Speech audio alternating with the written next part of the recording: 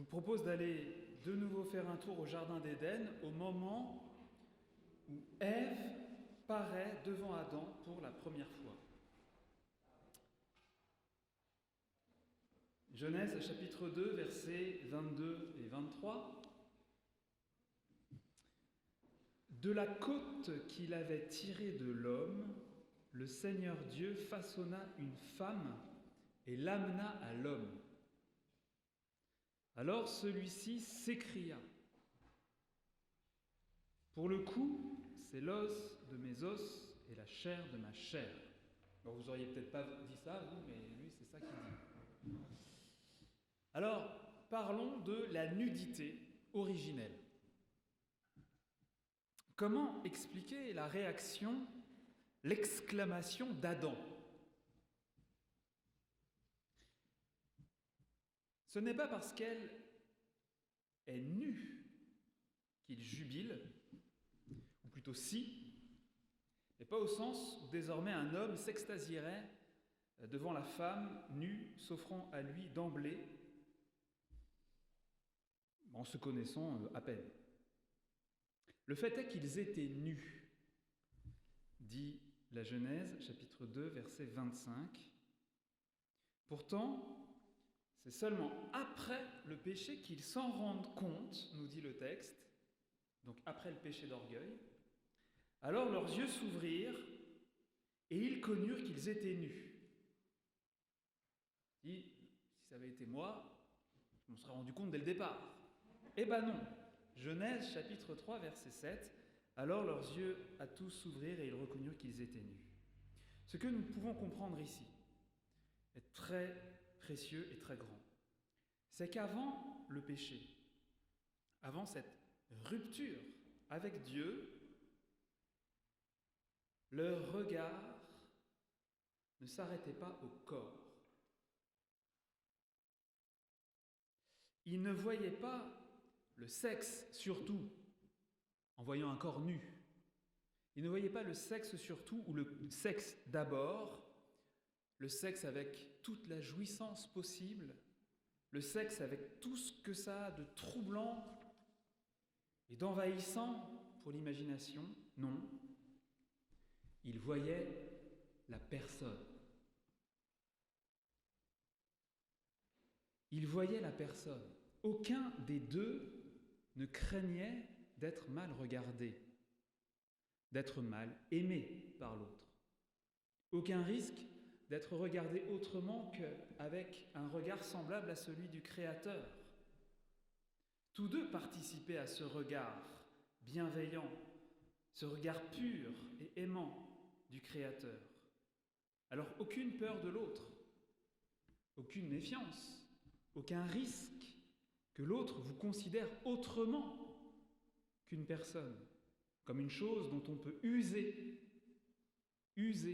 pour jouir égoïstement. Aucun risque que l'autre devienne, de devenir pour l'autre le chemin d'un subtil repli sur lui-même. Aucun risque, donc pas besoin de se protéger.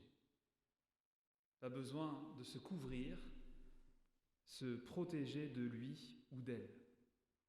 Voilà ce que signifie cette incise de l'auteur inspiré. Tous deux étaient nus, l'homme et sa femme, et ils n'avaient pas honte l'un devant l'autre. Ils ne se sentaient pas vulnérables, au sens où ils auraient été menacés. En commentant ce passage, Jean-Paul II dit que l'homme et la femme avaient une plénitude de la compréhension du corps, c'est-à-dire ils comprenaient le corps avec sa signification unitive, le corps avec sa signification conjugale. Leur corps exposait et offrait leur personne l'une à l'autre dans une pleine et splendide communion toute divine. Leur corps leur disait que l'amour était la clé de leur existence. Et ça leur suffisait. Quand Ève paraît, Adam est heureux. En la voyant nue, il ne voit pas un sexe, mais une personne. En voyant le corps d'Ève nu, il ne voit qu'elle, Ève. Et il reconnaît qu'elle est un don pour lui. Pour le coup, elle est la chair de ma chair, elle est l'os de mes os. Puisque son corps féminin est ouvert au sien, puisque son corps masculin est orienté vers son corps à elle, Adam reconnaît qu'Ève est un don pour lui. Et il découvre qu'il peut devenir à son tour un don pour elle. Du coup, Adam, il est vraiment content. Il est content. Et je le comprends. Jean-Paul II dit que le corps manifeste la personne comme don pour autrui. Elle et lui se donnent l'un à l'autre. Très bien. Mais il faut voir au-delà. Il faut regarder, porter nos regards encore plus haut, comme le fait Adam et Ève, sans doute. Il faut voir au-delà de ce don généreux que l'un et l'autre se font d'eux-mêmes et qui trouve son principe dans la liberté et donc dans le cœur l'un de l'autre. C'est librement qu'elle se donne à lui, c'est librement qu'il se donne à elle. Donc il faut dire merci. Merci Ève, merci Adam. Quel beau cadeau. Mais il faut monter plus haut, remonter jusqu'à la source première. Ultimement, le corps sexué de l'homme et de la femme nous parle de la bonté de Dieu. Le corps parle de la création offerte en cadeau, car ni l'homme ni la femme ne sont à l'origine de leur propre existence. Ève se donne à Adam, oui, mais Ève est donnée par Dieu à Adam. Et voici ce qu'est le corps, c'est Jean-Paul II qui parle, un témoin de la création en tant que don fondamental, donc un témoin de l'amour comme source, l'amour créateur. Voilà le corps sexué, témoin de l'amour de Dieu. Du coup, Adam est content. L'homme et la femme, dit Jean-Paul II, sont un don qui jaillit de l'amour. L'amour avec un grand A, l'amour de Dieu. Le masculin et le féminin sont signes de la bonté et de la générosité de Dieu, de l'amour créateur. Pour qu'ils se donnent l'un à l'autre, il fallut que Dieu les crée l'un pour l'autre. L'un pour l'autre.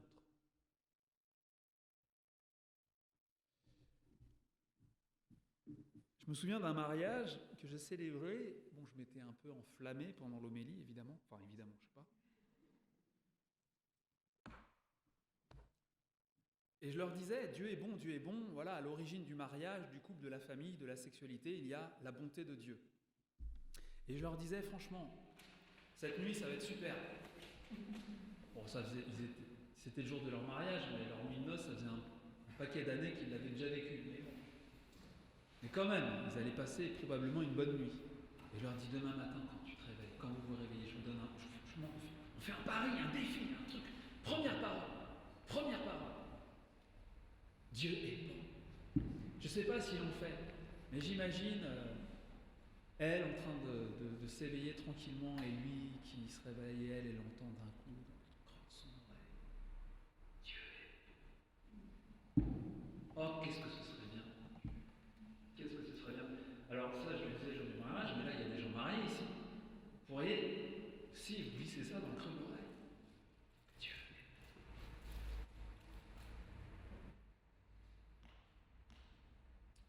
Le visage, maintenant, le visage.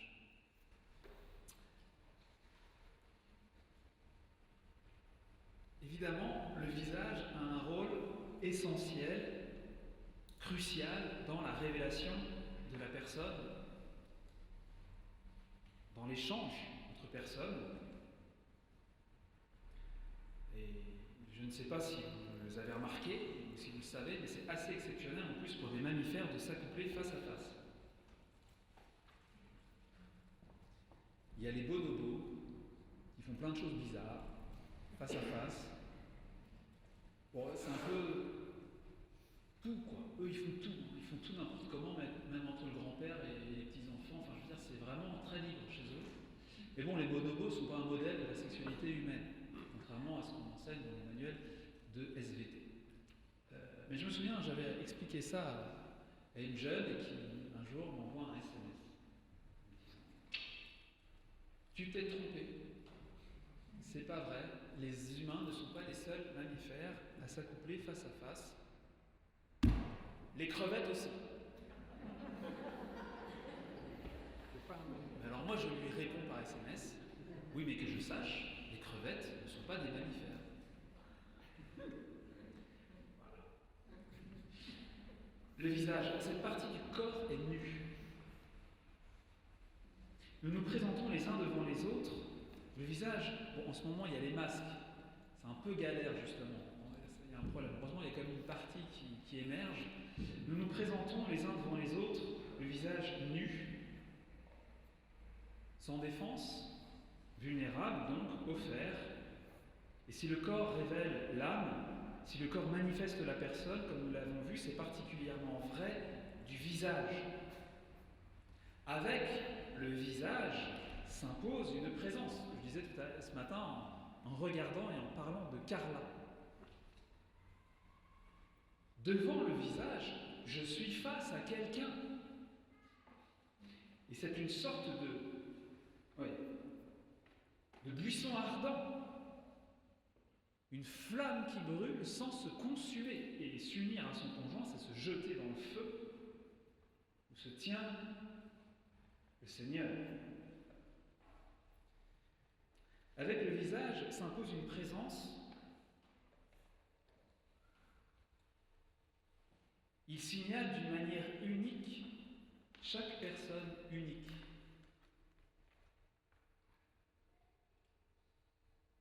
Visage qui a sa part dans l'union sexuelle des époux.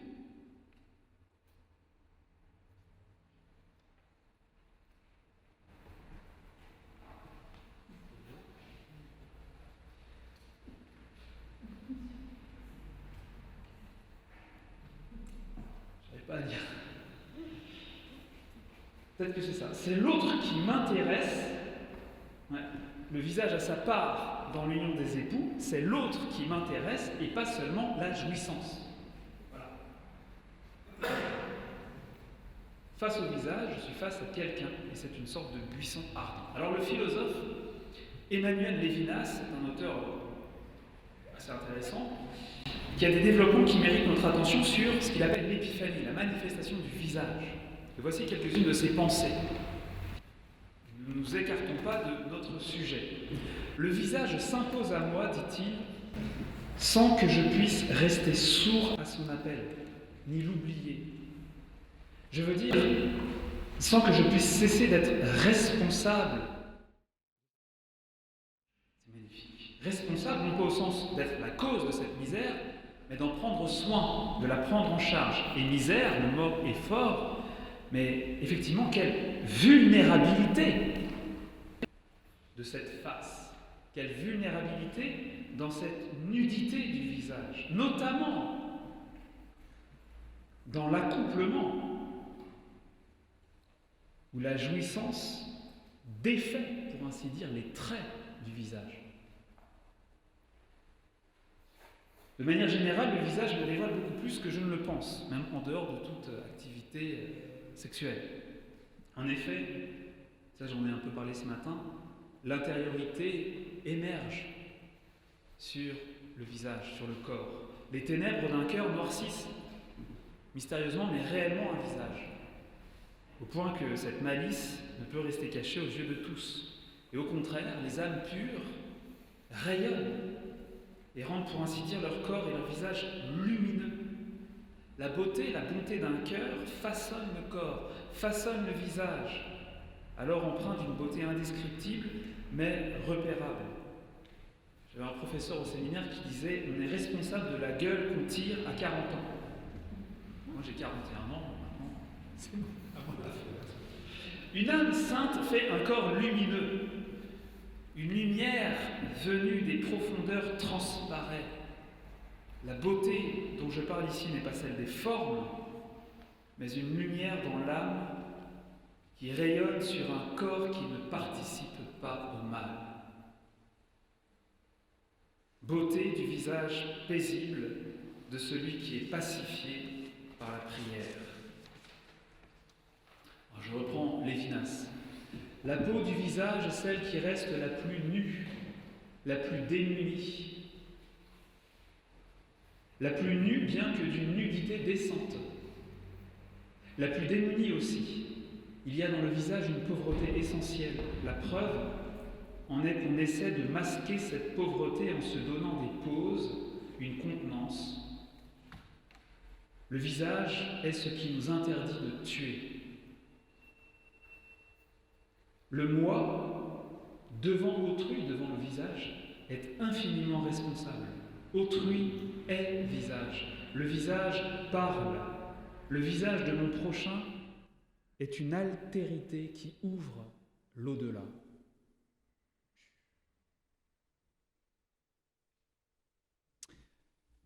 Face à face, l'accouplement humain est une rencontre. Karol Wojtyla disait « En amour, la personne fait loi ». En amour, la personne fait loi, ce qui signifie c'est la valeur de la personne qui commande tout, qui dicte la conduite que l'on doit avoir envers elle. Et c'est ce que Jésus demande. Le cardinal Wojtyla écrit « Le commandement formulé dans l'Évangile enjoint à l'homme d'aimer son prochain. Il enjoint l'amour de la personne. Jésus nous dit « Aime la personne ».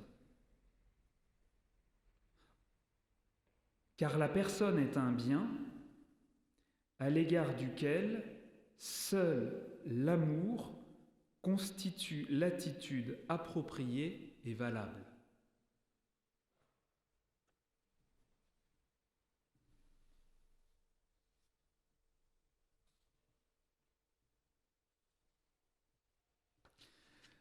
Point suivant, amour et orgasme.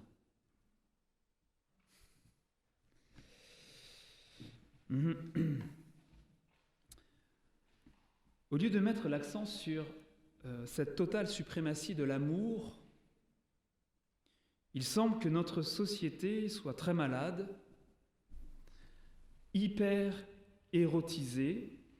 Elle semble s'être focalisée sur ce qu'on pourrait appeler la technique de l'orgasme, plus que sur la communion des personnes.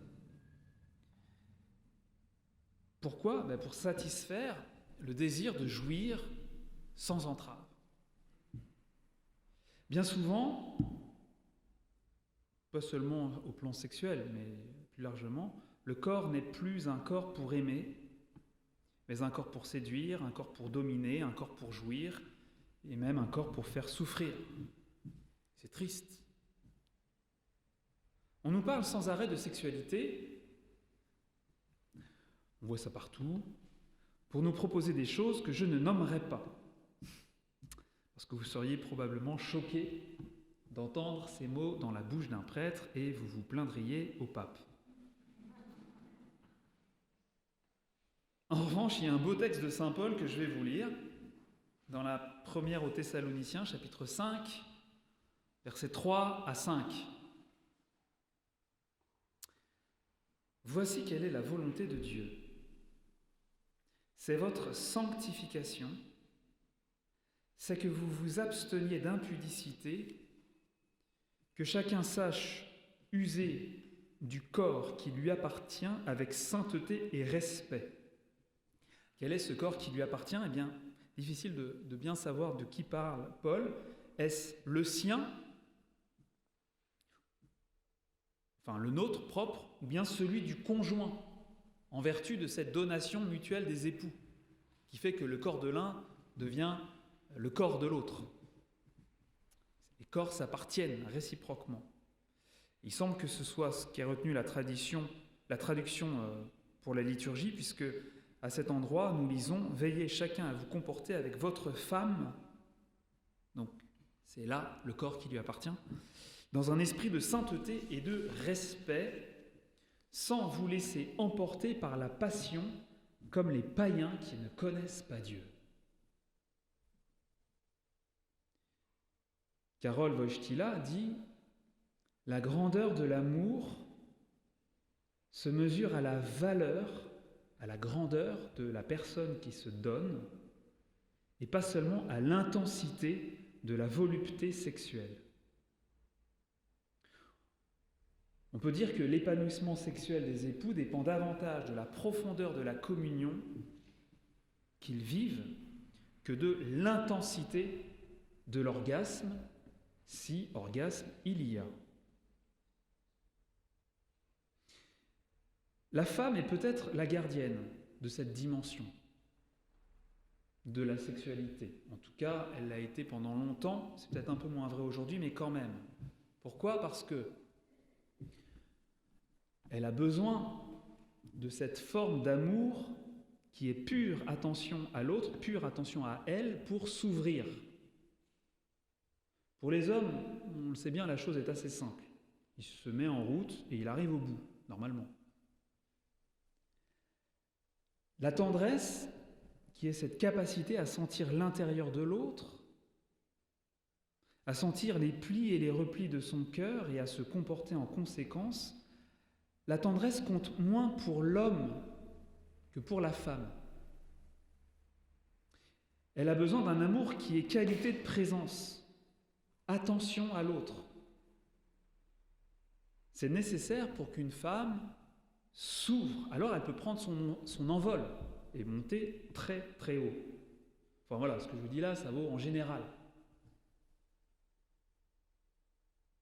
Mais on peut dire voilà, que le climat d'amour, de paix, importe beaucoup plus pour elle, et pas seulement au moment de passer à l'acte, évidemment, ce serait trop simple de faire le don Juan à ce moment-là, mais dans la vie quotidienne. Les femmes sont ainsi faites, je crois avoir remarqué ça, pas dans ma vie conjugale, dans ma vie tout court.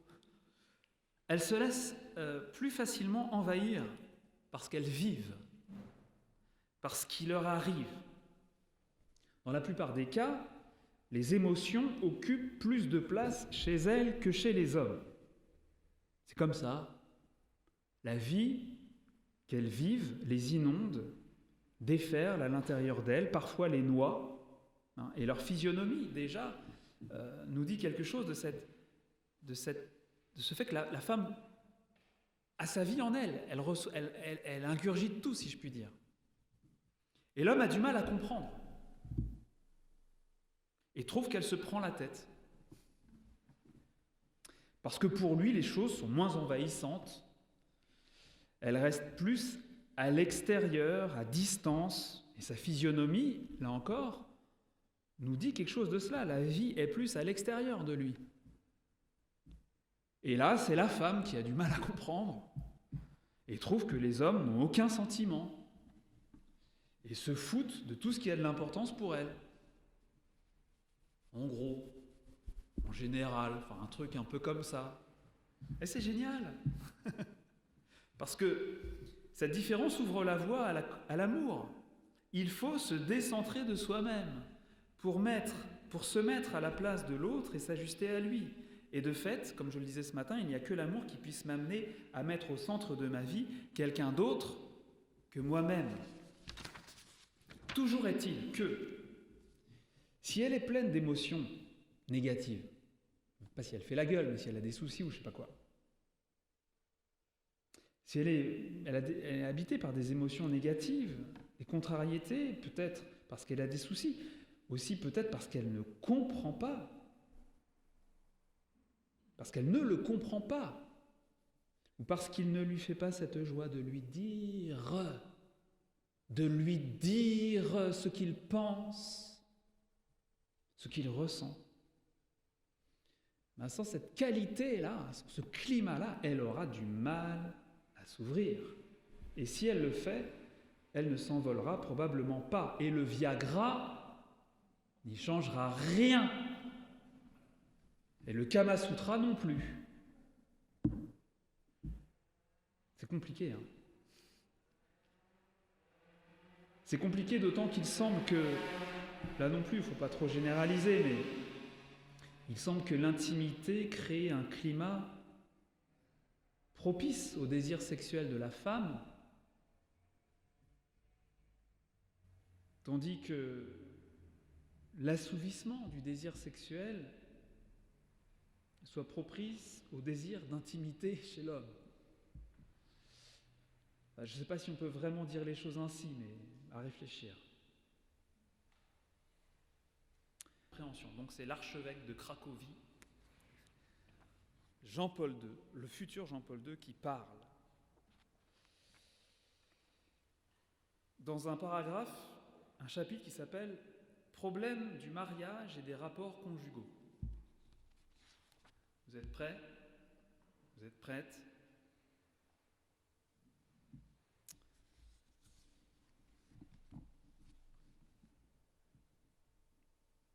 L'acte sexuel ne peut être accompli qu'avec la participation de la volonté.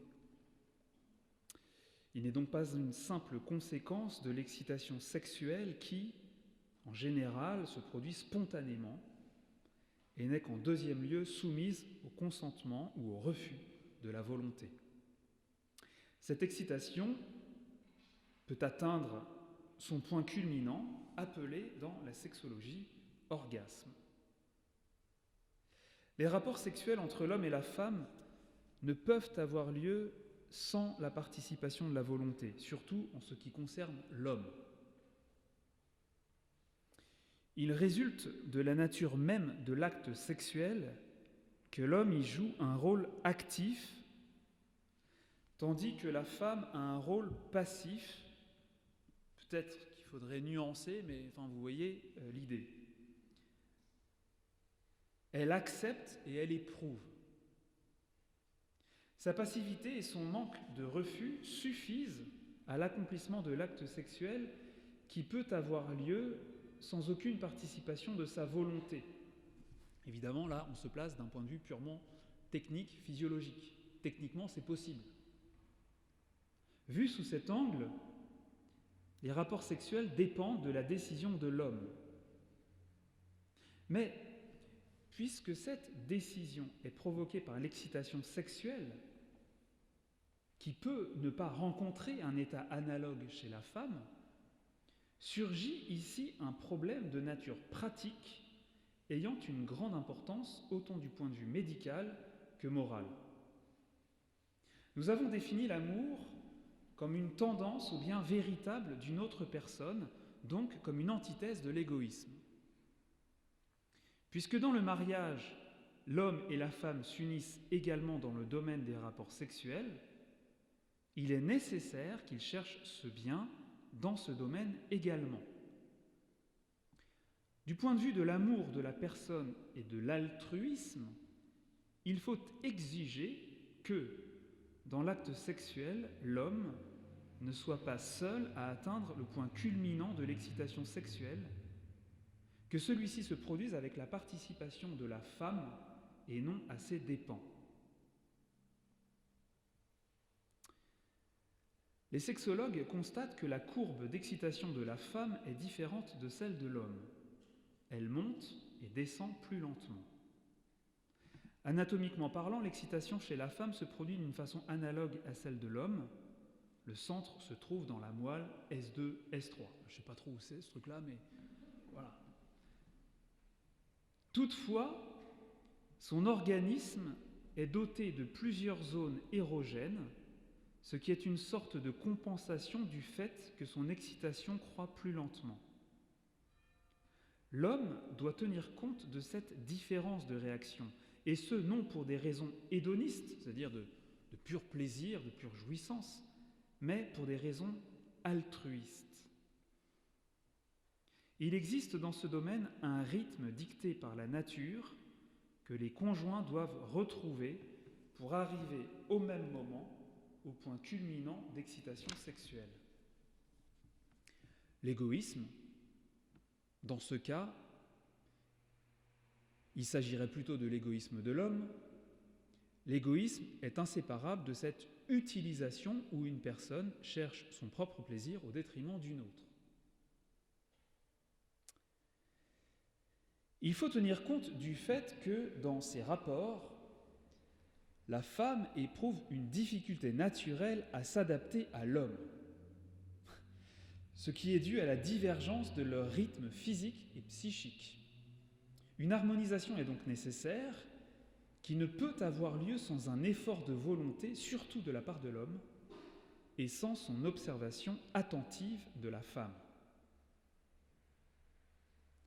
Lorsque celle-ci ne trouve pas dans les rapports sexuels la satisfaction naturelle liée au point culminant de l'excitation sexuelle, il est à craindre qu'elle n'éprouve pas pleinement l'acte conjugal, qu'elle n'y engage pas sa personnalité entière, ce qui la rend particulièrement sujette aux névroses et entraîne une frigidité sexuelle, c'est-à-dire une incapacité d'éprouver l'excitation, surtout dans sa phase culminante. Cette frigidité résulte parfois d'un complexe ou d'un manque d'engagement dont la femme elle-même est responsable. Mais parfois, elle est la conséquence de l'égoïsme de l'homme qui, en ne cherchant que sa propre satisfaction, souvent d'une manière brutale, ne sait pas ou ne veut pas comprendre les désirs subjectifs de la femme, ni les lois objectives du processus sexuel qui se déroule en elle. La femme commence alors à éviter les rapports sexuels et ressent une répulsion qui est aussi, voire plus difficile à dominer que la tendance sexuelle, c'est-à-dire la tendance naturelle à désirer avoir des rapports sexuels. Au point de vue psychologique, ces perturbations font naître l'indifférence, qui souvent aboutit à l'hostilité. La femme pardonne difficilement à l'homme le manque de satisfaction dans les rapports conjugaux qu'il lui est pénible de supporter et qui, au cours des années, peut engendrer un complexe extrêmement grave. Tout ceci conduit à la dégradation du mariage. Pour l'éviter, une éducation sexuelle, c'est-à-dire un apprentissage pour l'homme, est nécessaire. Mais une éducation qui ne se limiterait pas à l'explication du phénomène du sexe. En effet, il ne faut pas oublier que la répulsion physique dans le mariage n'est pas un phénomène primitif, mais une réaction secondaire, c'est-à-dire que c'est la conséquence de quelque chose d'autre. Chez la femme, cette répulsion physique est la réponse à l'égoïsme et à la brutalité. Chez l'homme, cette répulsion est une réponse à la frigidité et à l'indifférence. Or, la frigidité et l'indifférence de la femme sont souvent une conséquence des fautes commises par l'homme, qui laisse la femme insatisfaite, ce qui d'ailleurs est contraire à l'orgueil masculin. Mais dans certaines situations particulièrement difficiles, le seul orgueil ne peut à long terme être d'aucun secours. De même, ne peut suffire à la longue la bonté naturelle de la femme qui parfois feint l'orgasme précisément pour épargner l'orgueil masculin. Tout ceci ne résout pas le problème des rapports d'une manière satisfaisante et n'apporte qu'une solution provisoire. À la longue, une éducation sexuelle est nécessaire, dont l'objectif essentiel serait d'inculquer aux époux la conviction « l'autre est plus important que moi ». Une telle conviction ne naîtra pas subitement par elle-même, sur la seule base de rapports physiques. Elle ne peut résulter que d'une profonde éducation de l'amour. Les rapports sexuels n'enseignent pas l'amour en eux-mêmes, de facto.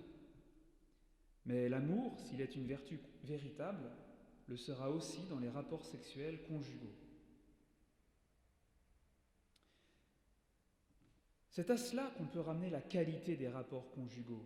La qualité et non la technique.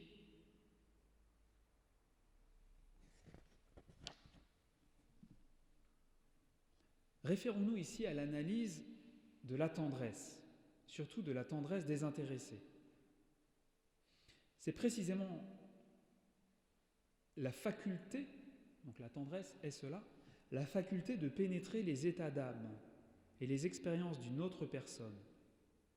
Celle-ci peut jouer un grand rôle dans les efforts pour harmoniser les rapports conjugaux. Cette faculté a sa source dans l'affectivité qui, étant dirigée surtout vers l'être humain, peut adoucir et neutraliser les réactions brutales de la sensualité orientées uniquement vers le corps et les désirs incontrôlables de la concupiscence du corps. C'est bientôt fini. Puisque l'organisme de la femme possède cette particularité que sa courbe d'excitation sexuelle est plus longue et monte plus lentement, le besoin de tendresse dans l'acte physique, aussi bien avant qu'après, a chez la femme une justification biologique. Si l'on tient compte du fait que la courbe d'excitation chez l'homme est plus courte et monte plus brusquement, on est amené à affirmer qu'un acte de tendresse de sa part dans les rapports conjugaux acquiert l'importance d'un acte de vertu de continence et d'amour.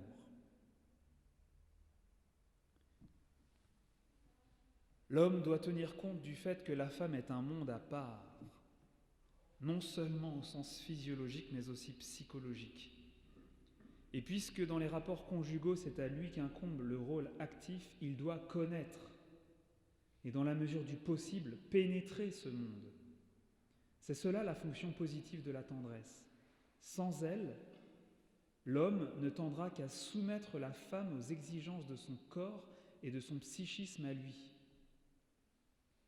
Certes, la femme aussi doit essayer de comprendre l'homme et de l'éduquer, de façon qu'il tienne compte d'elle. Les deux sont également importants.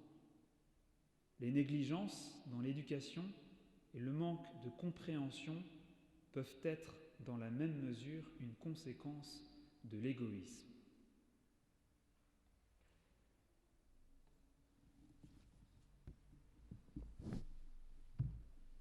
Chapeau, Carole.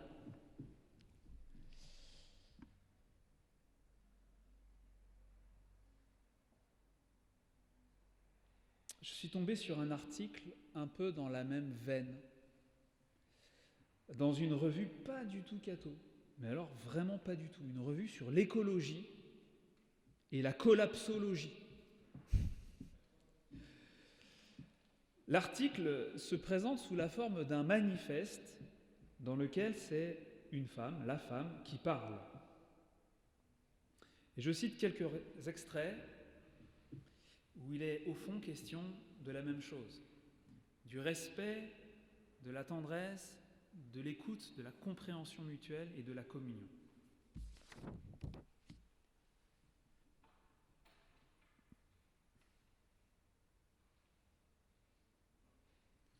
Alors ça commence un peu de façon directe, donc il n'y a pas d'entrée en matière. De toute façon, je pense que là, dans la matière, on y est bien. Je ne veux pas de rapport de séduction. Je ne veux pas que tu cherches à obtenir quoi que ce soit de moi. Je ne veux pas que tu sois performant. Je ne veux pas que tu me demandes d'avorter. Je ne veux pas t'entendre me dire « Ah, t'as encore tes règles ». Je ne veux plus me laisser faire, me soumettre à une position sociétale ou sexuelle qui ne me convient pas. Je ne veux plus non plus te dominer, te tenir par les coups, me méfier de tes agissements, être une mendiante d'amour et te laisser me pénétrer pour avoir la paix, pour te permettre de te décharger alors que mon corps dit non. Je souhaite une connexion avec toi. Je désire te rencontrer, les yeux dans les yeux. Je veux sentir mes mains devenir moites à ton approche, mon cœur battre plus fort à ton contact, fondre, estomper ma retenue et mes bonnes manières pour m'abandonner à nos partages suaves. Je désire prendre ma place, oser manifester ce que j'aime, t'inviter avec douceur à modifier ce qui me serait douloureux ou désagréable. Je soutiens ta vulnérabilité avec tendresse. En t'accueillant, je m'ouvre à l'état d'abandon. Je souhaite que nous prenions le temps de nous effleurer, de nous regarder. Devenons une rencontre. Une rencontre qui naît d'un de ces regards qui mettent l'âme à nu. Et je m'engage à t'expliquer ma nature cyclique, ses phases, sa richesse.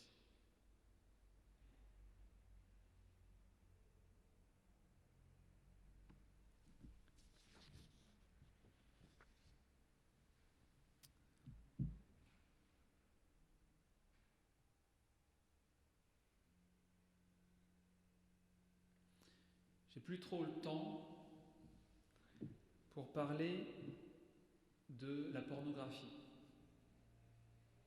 qui nous emmène très très loin de tout ça. J'y reviendrai si j'ai le temps demain.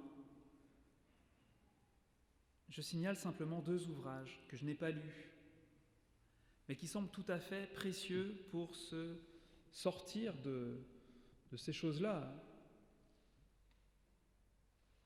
pour aider les autres à s'en sortir. Ce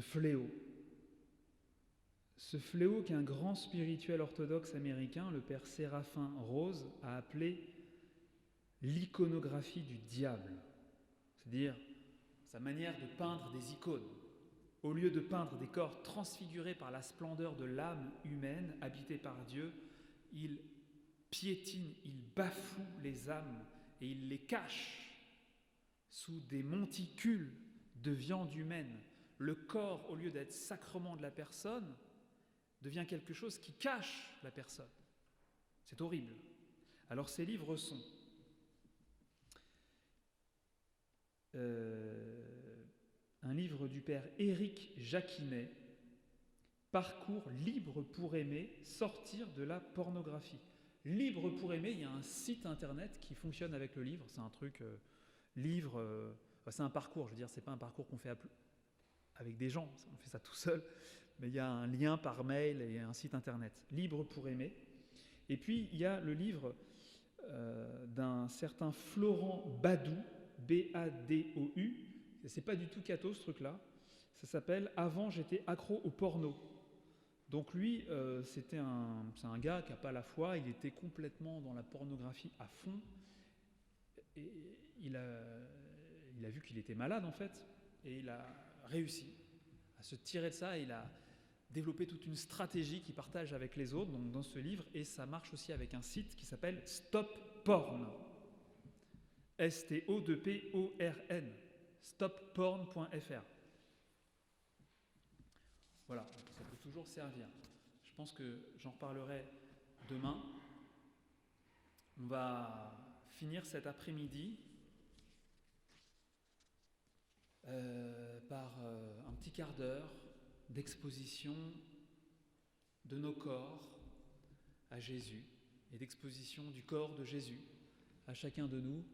Ça nous laissera un quart d'heure de battement pour ceux qui restent après à la messe à 16h45. Voilà, je vous remercie pour votre écoute et bonne fin de journée.